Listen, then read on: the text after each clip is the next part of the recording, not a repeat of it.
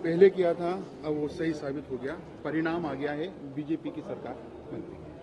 देखिए, मैं तो प्रारंभ से ही 1 साल पहले जब हमने जनाक्रोश यात्राएं की थी और राजस्थान में घूम करके लोगों के मन की थाह पाने की कोशिश की थी, तब ये स्पष्ट हो गया था कि राजस्थान में जनता वर्तमान की इस सरकार के प्रति न केवल एंटी इनकम वैक्सी का अपितु आक्रोश का भाव रखती है और सरकार ये मानती है कि ये सरकार सिर्फ अपना संवैधानिक आयुष पूरा कर रही है, हम इसको बर्दाश्त एक दिन के लिए भी नहीं करेंगे। और मैं निरंतर ये बात कहता रहा, परिवर्तन यात्रा के समय में जिस तरह से मुखर होकर के लोग सामने आ रहे थे, तब भी मैंने कहा कि प्रचंड बहुमत के साथ भारतीय जनता पार्टी की सरकार बनेगी।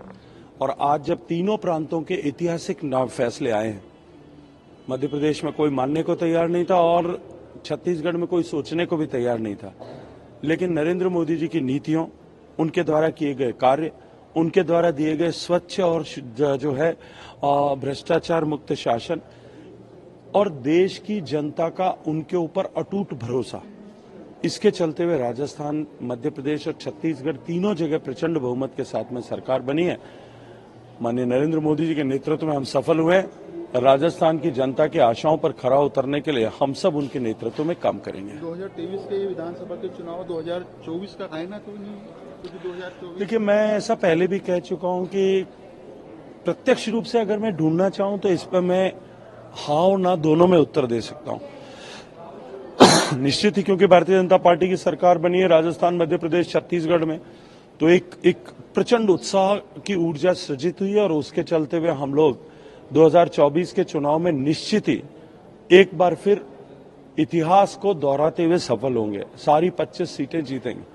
लेकिन यदि मैं दूसरी दृष्टि से देखूं, 2018 के चुनाव में हम तीनों जगह हार गए थे, लेकिन उसके बाद में भी राजस्थान में 25 सीटें थे, जीते थे और मध्य प्रदेश में एक छोड़ करके बाकी सारी जीते थे। इसलिए जब देश के चुनाव में लोग मतदान करेंगे, अभी माननीय नरेंद्र मोदी जी के चेहरे और काम पर अगर तीनों राज्यों में, राज्य के चुनाव में भी जनता ने इस तरह से मतदान किया है, तो निश्चित ही जब उनका खुद का चुनाव होगा तो राजस्थान, मध्य प्रदेश, छत्तीसगढ़ यानी देश भर की जनता विकसित भारत के संकल्प को सिद्ध करने के लिए नरेंद्र मोदी जी को तीसरी बार प्रधानमंत्री बनने का अवसर प्रदान करेंगे। अशोक गहलोत जी ने जस्ट मीडिया से बात की है, उन्होंने कहा है वो जनसेवक के रूप में जनता के बीच में रहेंगे, लेकिन इस बार जनता ने जो जनादेश दिया, क्योंकि राजस्थान पूरे देश भर में चर्चाओं में था, गारंटियों को लेकर, ये चौंकाने वाला है। देखिए, माननीय अशोक गहलोत साहब बार बार ये कहते थे, अनेक बार उन्होंने ये कहा था कि मैं इस कुर्सी को छोड़ना चाहता हूं, लेकिन ये कुर्सी मुझे नहीं छोड़ रही है। मुझे लगता है कि राजस्थान की जनता ने उनके मन की पूरी कर दी है, उनके मन की मुराद पूरी की है। जो कुर्सी उनको नहीं छोड़ रही थी, उस कुर्सी को उनसे छुड़वा दिया है। और मैं तो इतना कहूंगा कि ये जो जादूगर की जादूगरी और तिलिस्म थी, वो अब समाप्त हो गया है।